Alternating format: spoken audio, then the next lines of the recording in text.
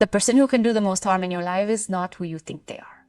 It's not your boss. It's not your ex-partner. It's not that family member who always has something to criticize. The person who can most destroy your peace, your emotional stability, and your future is yourself when you share information that should remain silent. Welcome to Awaken Your Essence. A few days ago in my office, a patient tearfully confessed something to me that deeply impacted me. She told me that she had lost a promotion at work, that she had been working for years, not because of a lack of ability, not because of a lack of preparation, but because 2 years earlier, at a dinner with colleagues, she had shared personal information that ended up being used against her. And the most painful thing of all is that she shared that information voluntarily, thinking that she was being authentic, vulnerable, human. And here's the problem that I want us to understand today, something that is going to completely change the way you relate to the world. We live in a society that constantly tells us that we must be transparent, that we must share, that we must be vulnerable with everyone. They tell us that keeping things to ourselves is toxic, that not expressing everything we feel is emotional repression. And let me tell you something very clearly. This is one of the most dangerous messages that has been sold to us in recent years. Misunderstood vulnerability does not liberate you, it exposes you. Transparency without judgment does not make you authentic. It makes you vulnerable to others manipulating your story, your weaknesses, your fears. And before we move on, if this content resonates with you, if you feel like you need to hear this, do me a favor, subscribe to the channel, turn on the bell, because what we are going to talk about today can protect you from mistakes that can cost you relationships, opportunities, and your peace of mind. And trust me, you are going to want to have access to this type of content every time we upload it. Today, I'm going to share with you 7 things that you should never, under any circumstances, tell anyone. And when I say no one, I mean literally no one, not your best friend, not your family, in many cases, not even your partner in certain situations. Because information is power. And the moment you share certain information, you are handing over power over you to another person. And I know what you're thinking. You're thinking that this sounds like distrust, that it sounds like living in fear, that it sounds like building walls instead of bridges. But let me explain something that I've learned after years of working in psychiatry, after hearing thousands of stories in my practice, after seeing how wonderful people's lives have been destroyed by sharing information that they shouldn't have. Discretion is not distrust. Discretion is emotional intelligence. Discretion is self-protection. Discretion is self-respect. Let me explain something about the brain that is fundamental to understanding why you need this message. When you share personal information, your brain releases oxytocin, the bonding hormone, the connection hormone. You feel good, you feel connected, you feel seen. But here's the problem. Your brain can't tell whether you're sharing that information with someone who truly deserves it, with someone you're safe with, or if you're simply feeding your need for external validation with the first person who pays attention to you. And this is critical because once you share something, there's no going back. You can't take those words back. You can't erase that information from the other person's mind. And believe me, I've seen in my practice how information shared in moments of vulnerability becomes ammunition in times of conflict. Let's dive into these 7 secrets that you must keep. I'm going to give you practical tools. I'm going to explain why from neuroscience and psychology, and I'm going to help you understand how to protect yourself without ceasing to be you, without building walls so high that they isolate you from the world. Let's start with something that will surprise you, because you're probably doing it all the time without realizing the damage it's causing you. I'm talking about sharing your plans, your projects, your dreams before they materialize. And I know that this goes against everything you've been told. We've been taught that sharing our goals holds us accountable, that saying it out loud commits us, that we need the support of others to achieve our goals. And there's some truth to this, but only when we do it with the right people at the right time and in the right way. Let me tell you something fascinating that happens in your brain when you share a goal, when you verbalize a plan, when you tell others about that project you've been working on. Your brain experiences immediate gratification. It's like you've already taken a step toward that goal. The same reward circuits are activated that would be activated when you actually accomplish it. Your brain releases dopamine. You feel good. You feel motivated.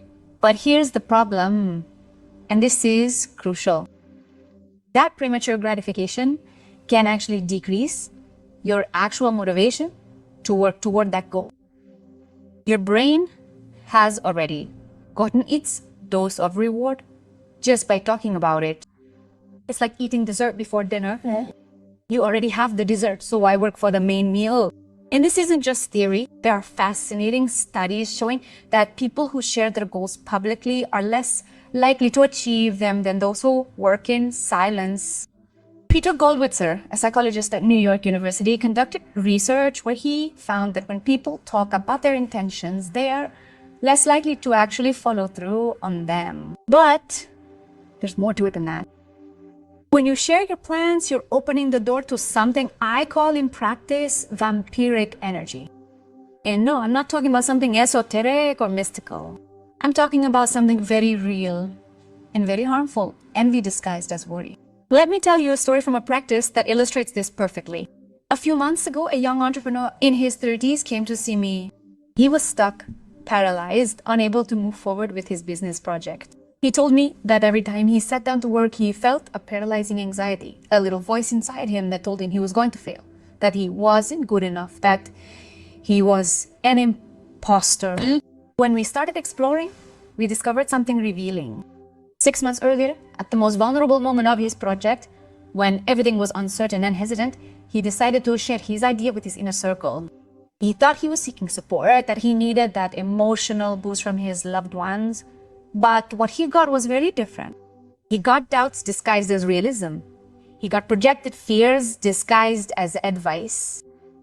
He got envy disguised as concern.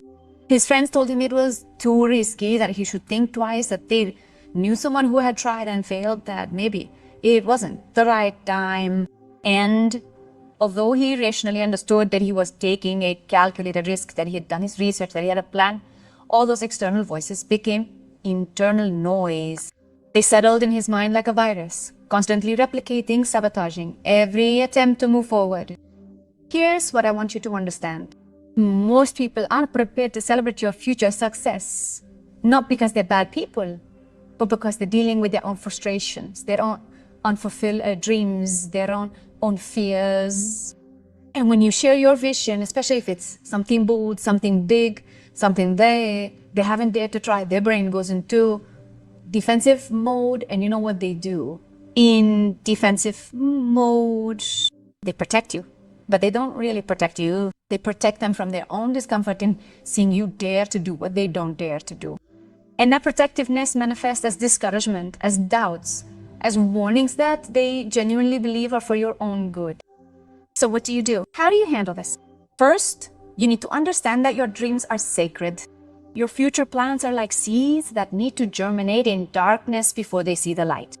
If you're constantly digging them up to show them to others, they're never going to grow. They need that quiet gestation time, that time where just you and your vision exist without the interference of external noise. When you have a project, when you have a plan, work on it in private. You don't need to announce it. You don't need external validation to get started. In fact, needing external validation before you start is a sign that you're seeking permission from others to live your own life. And that's giving away your power. Now, this doesn't mean you should do everything completely alone. Of course you need advice. Of course you need feedback. Of course you need support. But here's the key. Be extremely selective about who you share with, what, and when. If you need technical advice, seek out a mentor, someone who's been down that road before, someone who has nothing to lose or gain from your success. Don't share with your immediate social circle in the early stages. Expect to have something concrete, something that's no longer just a dream, but a project in progress. And when you do share, watch the reactions. The people who really care about you, who are really in tune with your growth, are going to ask you questions. They're going to show genuine curiosity. They're going to want to understand your vision. The people who are defensive, the ones who are projecting their fears, are going to give you immediate reasons why it won't work. Learn to protect your creative energy. Because every time you share a premature plan and receive negative energy, even if it is subtle, you are allowing others to plant doubts in your mental garden. And those doubts grow, multiply. And before you know it, your garden is overgrown with weeds and there is no room for your dreams to flourish. Remember this: great works are built in silence. Great achievements are hatched in private. Success is celebrated publicly, but it is built in the solitude of constant work, without the need for premature applause, without the need for validation at every step. There is power in silence. There is power in discretion. There is power in keeping your plans to yourself until they are strong enough to withstand external scrutiny. Now let's move on to something that may sound contradictory at first, but trust me when you understand why. Your relationship with kindness and generosity will completely change. Never ever, under any circumstances, should you go around counting your acts of generosity, your good deeds, the times you have helped someone. I know you're thinking, but isn't it good to inspire others with our positive actions? Isn't it important to make goodness visible in a world that seems increasingly selfish? And yes, there's some truth to that when done with the right intention, but the reality is that the vast majority of the time when we share our good deeds, we're not doing it to inspire, we're doing it to validate. And here's the neurological and psychological problem with this. When you do something good and share it immediately seeking recognition, you're conditioning your brain to associate kindness with external reward. You're training your reward system to need applause in order to feel good about doing good. Let me explain how this works. When you do something genuinely good without expecting anything in return, your brain releases a combination of neurotransmitters that naturally make you feel good. Serotonin, oxytocin, endorphins. It's what scientists call the helper's high. It's that warm, deep, satisfying feeling that comes from doing something for another human being without expecting anything in return. But when you share that action seeking recognition, and something fascinating happens. Your brain begins to associate that good feeling not with the act of helping, but with the recognition you receive for helping. And little by little, without realizing it, you begin to need that recognition in order to feel that your kindness has value. It's like becoming addicted to social media likes, but with kindness. And believe me, I've seen this in my practice more times than I can count. People who did wonderful things for others, but were completely empty inside because their kindness depended on external validation. There's something else. And this is crucial. When you share your acts of generosity, you are fundamentally changing the nature of that action. It's no longer pure generosity. It becomes a transaction. I help you, and in return, I receive social recognition. And while this isn't necessarily bad in all contexts, it does taint the purity of the act. And here's something I've observed over and over again. People who are constantly talking about how much they do for others, how generous they are, all the times they've helped, are usually the same people who at some point will use that generosity as a bargaining chip. They will remind you of what they did for you. They will make you feel indebted. They will turn their kindness into an invisible chain that binds you to them. And this is emotional manipulation, even if it is not conscious. It is a subtle form of control where the person who helps is placed in a position of moral superiority, and you remain eternally indebted. Let me tell you something I heard years ago that completely shaped my way of understanding generosity. In many spiritual traditions, there is the concept that true generosity has 3 characteristics. Let those who give not recall their giving. Let not the recipient forget the gift received, and let no one else know. This is profoundly wise because it maintains the purity of the act, protects the one who gives from arrogance, allows the one who receives to maintain his dignity, and prevents others from judging or misinterpreting the situation. Now, I want you to think about this from another perspective. Think about the most admirable people you know. Are those people who have truly impacted lives the ones who go around proclaiming their kindness? Or are they the silent ones who do incredible things, and you find out about them from others, never from them themselves? True greatness doesn't need to be advertised. True kindness doesn't need witnesses. True generosity happens in silence, knowing that the only reward you need is that inner sense of being aligned with what's right, of living in accordance with your deepest values. And there's another very important reason why you shouldn't talk about your good deeds, and that has to do with how others perceive you. When you constantly talk about what you do for others, even if they're true, even if they're wonderful things, people start to question your intentions. They start to wonder if you're really generous or if you're just building an image. They start to analyze your every action with skepticism. And the most ironic thing of all is that the more you talk about your kindness, the less kind you seem. It's the phenomenon of the complainer. When someone has to constantly convince you that they're a good person, your brain automatically starts to doubt, because truly good people don't need to tell you that they are. Their actions speak for them. So what do you do when you help someone? You just help and then let it go. You don't keep it in your memory like a badge that you can show off later. You don't use it as a calling card for what a good person you are. You just do it and let it go. And if someone thanks you publicly, if someone tells them about what you did, that's fine. And you don't have to deny it or pretend it didn't happen. But you also don't have to expand on it, explain it, make sure everyone knows the details. Real humility is not denying your strengths or your good deeds. It's simply not needing others to constantly validate them in order to feel good about yourself. And trust me when I tell you that when you start living like this, when you start giving without needing recognition, something magical happens. First, your goodness becomes purer, more genuine, more powerful. Second, people start to trust you more because they see that you don't have a hidden agenda. And third, and this is the most important thing, you start to trust yourself more because you no longer need external validation to know that you are a good person. You don't need applause anymore to feel that your life has value. You no longer need others to acknowledge your goodness in order to know that you are living in accordance with what is right.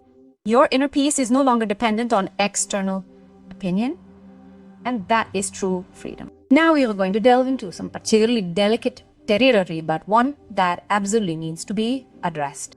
Your family problems, your intimate conflicts with your partner, with your parents, with your siblings, are information that should remain in the most sacred circle of your life. And yet it is probably the most shared thing, especially today. And I understand why we do it. When we are in the midst of a family conflict, when we are suffering, when we feel like we can't take it anymore, we need to vent, we need to get everything we have inside. We need to feel heard, validated, understood, and we seek that validation from friends, from coworkers, from acquaintances, even from strangers on social media. But let me explain something that I have seen destroy relationships time and time again in my practice.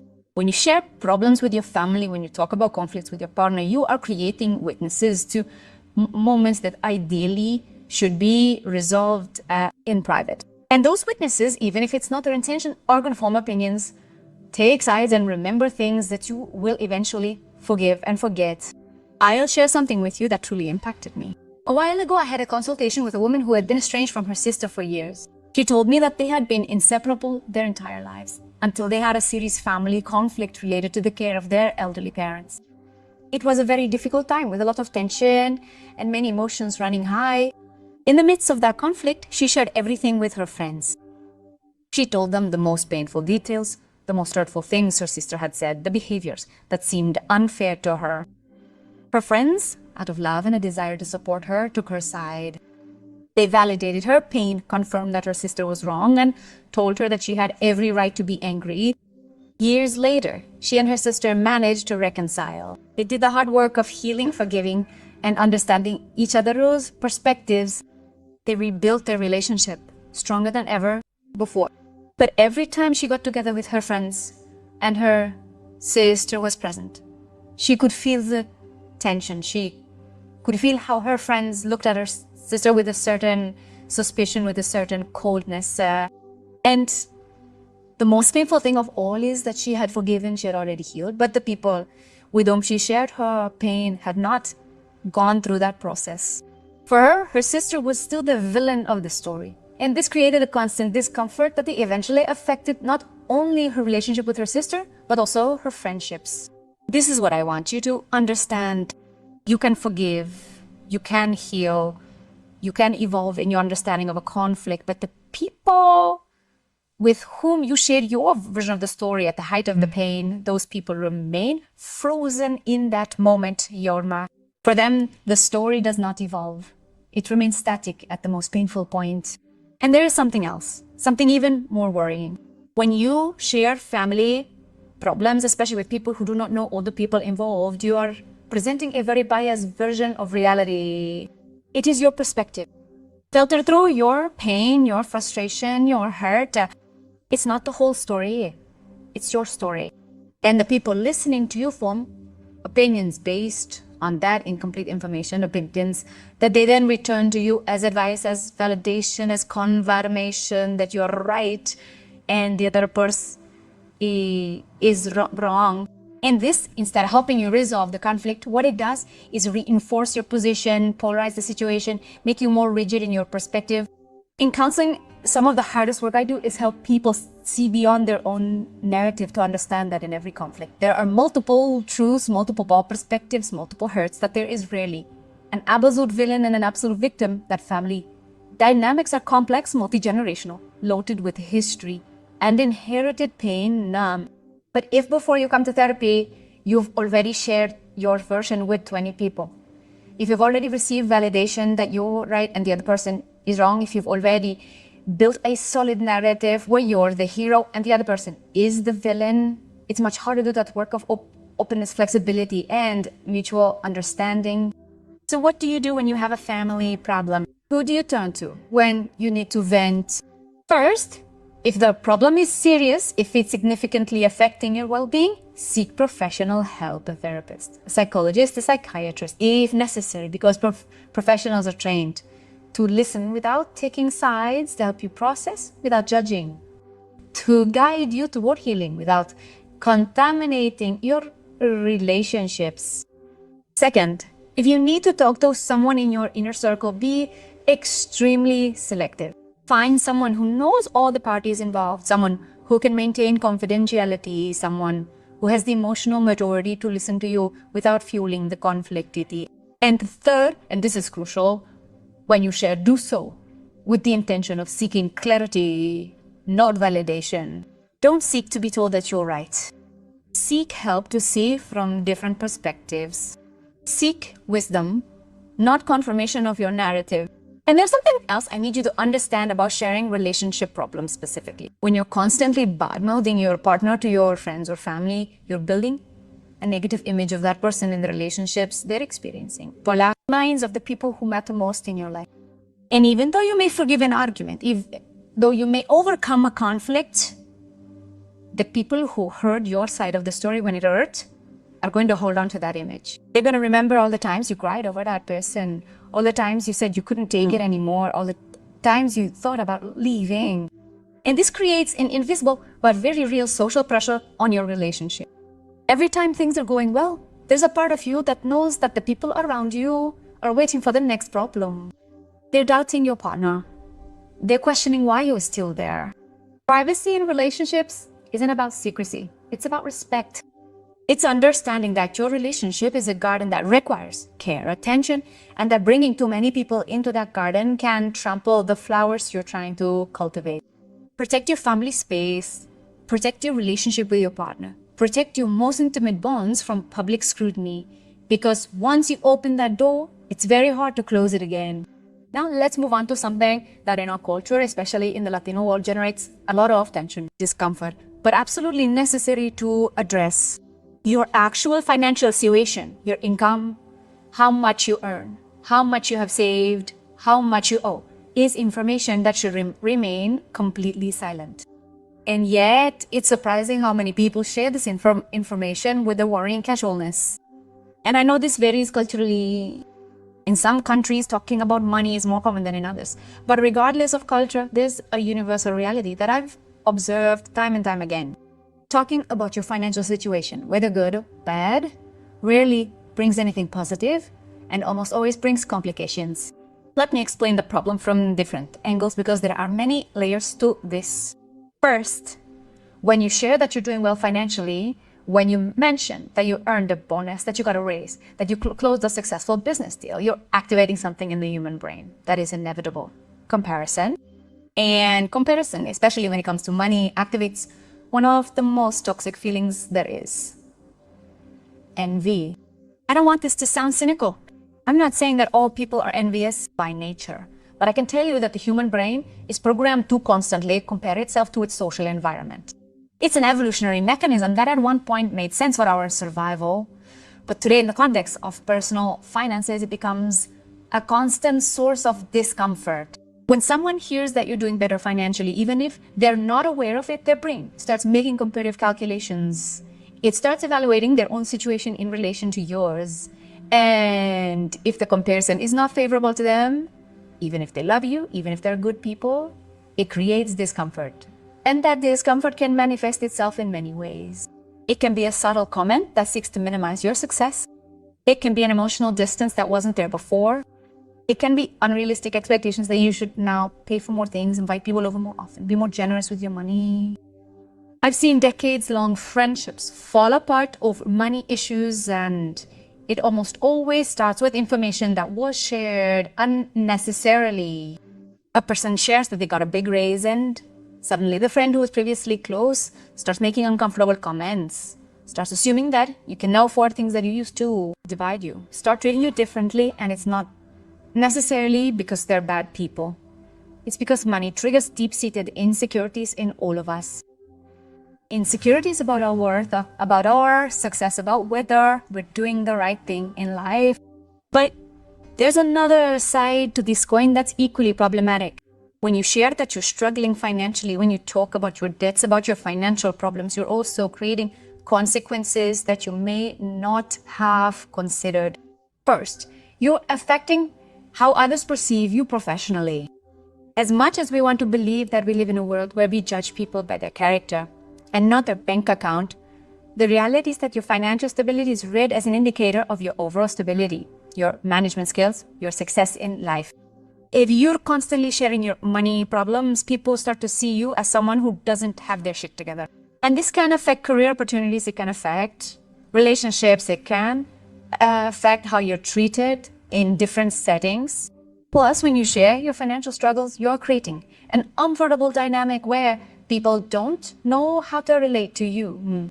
They feel bad inviting you to things that cost money. They feel uncomfortable suggesting activities. They start treating you with the kind of protective condescension that, while well-intentioned, can be deeply hurtful. And then there's the problem of expectations. When people know that you're struggling financially, if they later see you making any expense, even if it's necessary, even if it's something you save specifically for, they judge you, they question you. They comment on your financial decisions as if they have a right to have an opinion on how you spend your money. I remember a patient who went through something very painful related to this. She was going through a difficult financial time and made the mistake of sharing it in detail with her extended family. And months later, when things started to improve a little, she decided to take a little trip that she had planned with her children, something that she had saved specifically to give them a moment of joy in the midst of so much difficulty. The criticism was brutal. Family members who supposedly loved her started commenting on how she could spend money on travel if she was so bad, that her priorities were wrong, that she was irresponsible. And all this without really knowing her whole situation, not knowing her numbers, not understanding her decisions. This affected her deeply. She felt judged, misunderstood, cornered, and worst of all, she internalized that criticism. She began to feel guilty about every little expense she made for her well-being or that of her children. She created an emotional prison for herself based on the expectations others had about how she should handle her money.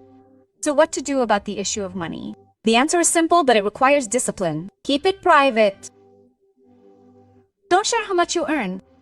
Don't share how much you have saved. Don't share your debts. Don't share your investments. Don't share the details of your financial situation with anyone who doesn't absolutely need to know. And who needs to know? Your partner, if you share finances. Your accountant. Your financial advisor, if you have one. Maybe your parents or siblings in very specific situations where there are shared family decisions to make, and that's it. Your friends don't need to know how much you earn.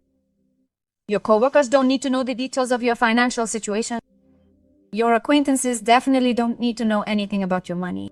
And when people ask, because trust me, people are gonna ask, especially in our culture where talking about money is sometimes seen as a way to create intimacy, you have to learn to set boundaries gracefully. You can say things like, I prefer to keep these topics private.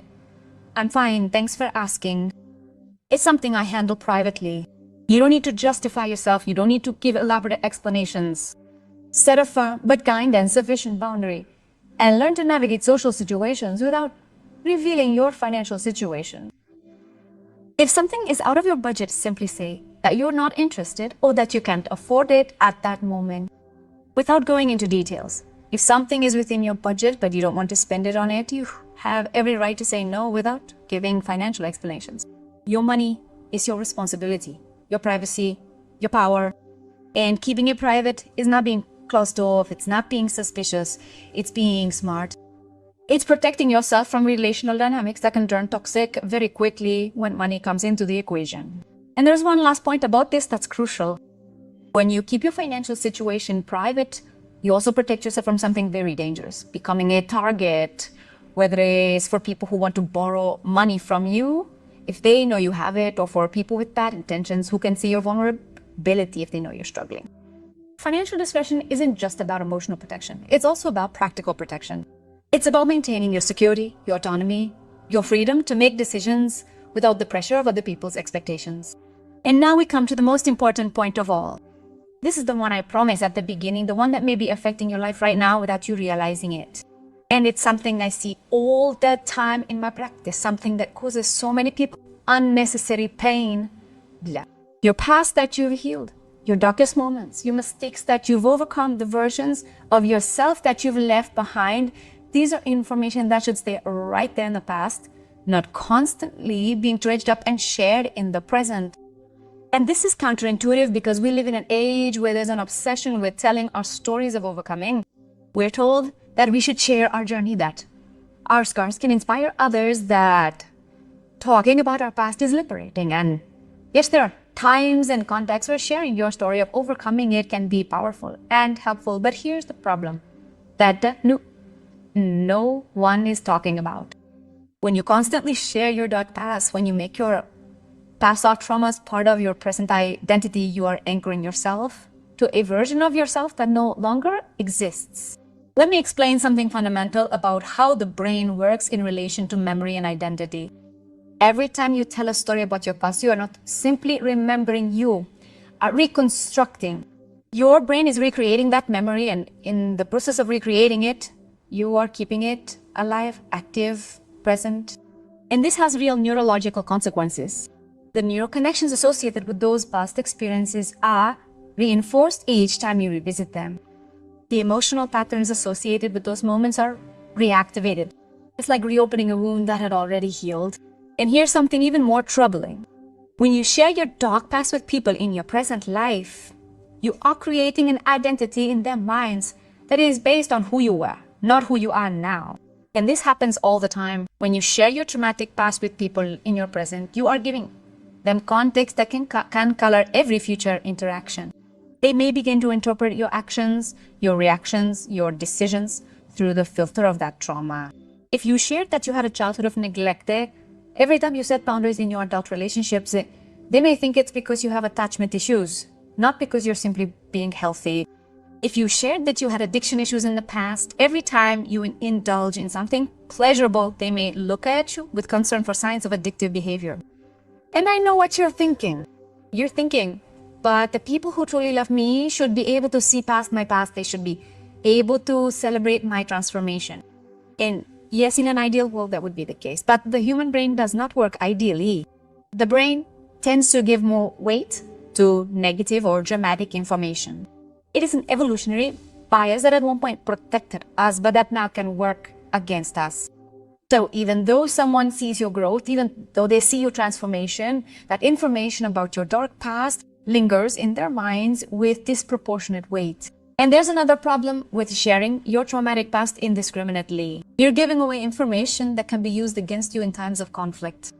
I've heard heartbreaking stories of people who shared difficult experiences from their past and in the midst of arguments or breakups saw that information used as a weapon. An ex who tells you in the middle of a fight that it's no wonder you have trust issues given your past. A friend who reveals your story to others when they're angry with you. A family member who uses your past to invalidate your current perceptions. Every time you share your dark past, you're giving away power. And even though you trust the person in the present moment, you can predict what your relationship will be like in the future, how they'll react in times of pain or conflict. So, does this mean you should never talk about your past, that you should keep everything to yourself forever? Not necessarily, but you need to be strategic strategic and intentional about when, how, and with whom you share. If you've done the healing work, if you've processed those traumas, if you've integrated those experiences, you don't need to keep telling them to everyone. Your story of overcoming is yours. It's private, it's sacred. You don't owe it to anyone. If someone needs to hear a similar story for their own healing process, if you're in a professional helping role, if the context is appropriate, then yes, sharing can serve a purpose. But even in those cases, you can share without giving away all the details, without exposing every vulnerable aspect of your story. And here's the most important thing. Learn to let your present speak for you. Instead of explaining your entire story to justify who you are now, simply be who you are now. Let your actions, your values, your way of living communicate your essence without needing to provide historical context. People don't need to know every chapter of your book to appreciate you right now. They don't need to know all the battles you fought to respect you now. Your worth doesn't come from your story of suffering and overcoming. It comes from who you are in this present moment. And there's incredible power in that. When you stop defining yourself by your past, when you stop wearing your traumas as badges of identity, you free yourself to be completely new in every moment. You're not carrying the burden of making others understand where you came from. You're simply being, and to the people who know you now, you are exactly who you are in this moment. You're not the broken version of yourself from 10 years ago. You're not your past mistakes. You're not your overcome traumas. You're this whole functional, resilient person who exists right now. And when you allow yourself to be seen only in your present, without the context of your darker past, you're allowing for cleaner, more authentic relationships, more grounded in who you truly are right now. This doesn't mean you're lying or hiding. It means you're choosing what part of your story is relevant to your present. It means you're protecting your peace from constantly being seen through a lens that no longer applies to your life. Your past is a part of your journey. Yes, it shaped you, it taught you, it made you stronger, but it doesn't have to define every relationship in your present. It doesn't have to be the context from which others interpret you. You can honor your past privately, in your mind, in your heart, without needing to constantly expose it. And if someone can't accept you without knowing your entire history of trauma and overcoming it, then perhaps it's not the right relationship for you. Because the best relationships are those where you are loved, respected, and valued for who you are now, not for the depth of your past suffering or the drama of your healing story. Your life is not a Netflix series that needs drama and backstory to be interesting. Your life is valuable exactly as it is in this moment, and you have every right to live in your present without constantly dragging the ghosts of your past up for others to see and comment on. Protect your peace, protect your present, protect your freedom to be who you are now without the burden of explaining every step that got you here. And here we are. After this deep dive into these 7 things you should never tell anyone. And I want you to stop for a moment and reflect on what we've talked about. Perhaps as you've been listening, you've recognized yourself in some of these situations. Perhaps you've realized that you've shared information that you now understand you should have kept to yourself. Perhaps you're feeling a little uncomfortable realizing that you've been giving away power over your life without even knowing it. And that's okay. This isn't to blame you. It's not to make you feel bad about past decisions. It's to give you tools now so that from this moment on, you can make more conscious decisions about what you share and what you protect. Because that's what this is all about. Conscious protection, not paranoia, not living in fear, not distrusting everyone. It's about understanding that information is power, that your privacy is sacred, that discretion is not dishonesty, but wisdom. We live in a world that constantly pressures us to share more, to be more transparent, to be more open. Social media has normalized the exposure of our private lives. The culture of vulnerability has led us to believe that we must share everything in order to be authentic. But true authenticity is not about sharing everything. True authenticity is about knowing who you are, living in accordance with your values, being consistent between who you are in private and who you are in public, without needing to expose every aspect of your inner life. You can be deeply authentic and deeply private at the same time. In fact, that combination is the most powerful, because when you don't need constant external validation, when you don't need to share every aspect of your life in order to feel like you exist, when you don't need others to not need others to know your entire story in order to value you, then you are truly free. The discretion that I am proposing does not isolate you. It does not protect you. It does not make you cold. It does not make you wise. It does not make you closed off. It does not make you selective with your energy and your vulnerability. The best relationships, the deepest, the most meaningful ones are not the ones where you tell everyone everything. They are the ones where you share selectively, where your vulnerability is honored because you give it consciously to people who have demonstrated that they deserve that level of trust. And this requires patience. It requires observation. It requires time to see how people handle small confidences before you share big ones. It requires the emotional maturity to not unload your entire inner world on every single person who gives you attention. Think of your life as a garden. Not everyone needs full access to your garden. Some can see from the gate, some can walk the paths, and a very select few can access the most private, most sacred, most delicate areas of your inner garden. And that's okay. You're not selfish for having gates in your garden. You're not suspicious for being selective about who enters and how far. You're intelligent. You're protective of something precious, which is yourself, your peace, your energy, your essence. Now I want to give you some practical steps that you can start implementing right now. First, take an honest inventory. Think about information that you've shared recently that after what we've talked about today, you realize maybe you shouldn't have shared. Don't judge yourself for it. Just acknowledge it and decide that from now on, you're going to be more mindful. Second, when you feel the urge to share something, especially something vulnerable or private, pause. Ask yourself, what am I looking for by sharing this? Validation, comfort, connection? And then ask yourself, can I get what I need without sharing this specific information?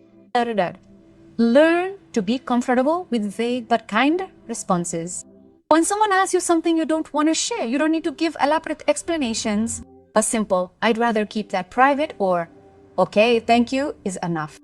You don't have to justify your boundaries. Fourth, cultivate relationships where silence is also comfortable, where you don't feel like you have to constantly share in order to maintain connection, where you can just be without needing to constantly expound, explain, or justify. And fifth, work on your self-validation. The number one reason we overshare is because we seek external validation. Working on validating yourself, on recognizing your own worth regardless of the approval of others will free you from the compulsive need to share. And now, before I close, I want to ask you for something.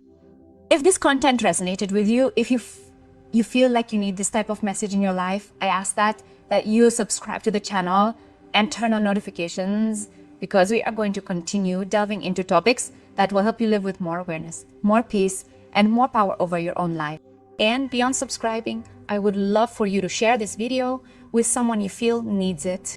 Not with everyone, not massively, but with that specific person in your life who you know is oversharing, who is giving away their power without realizing that they need this message of protection and wisdom. And leave me a comment telling me what resonated with you the most. Which of these 7 points impacted you the most? Which one you feel you need to work on in your life? Because your comment not only helps me understand what topics to delve into in future videos, but it also creates a community where we are all learning together to live more consciously and protected. Remember that this message is not about surviving with fear or distrust. It is about surviving with wisdom. It's an understanding that your privacy is a treasure, that your vulnerability is precious and should be shared only with those who deserve it, that your inner peace is worth more than any external validation. You don't need to tell everything to be seen. You don't need to expose everything to be loved. You don't need to share every aspect of your life to be valued. Your value exists regardless of who knows your full story. And when you learn to live like this, when you learn to be selective with your energy, with your information, with your vulnerability, something magical happens. You start to bring healthier relationships. You start to feel more in control of your life. You start to experience a peace that doesn't depend on the constant approval of others. Because in the end, true freedom is not about being able to say everything.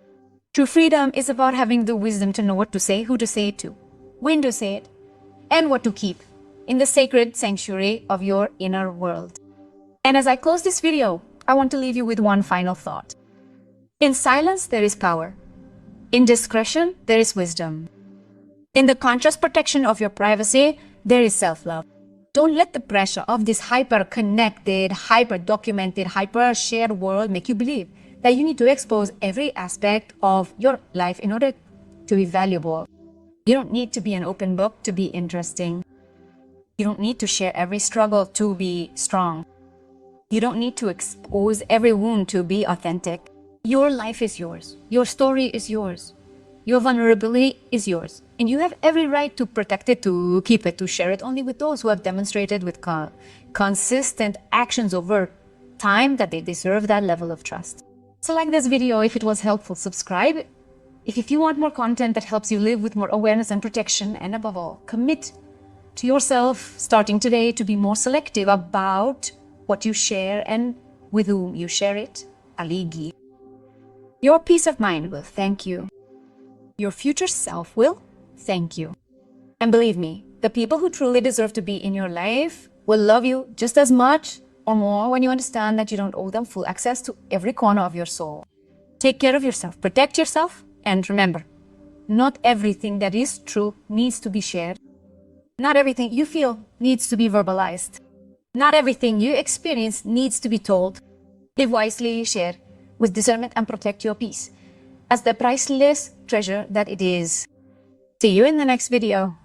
And until then, take care of your inner garden with the same dedication with which you take care of anything else precious in your life.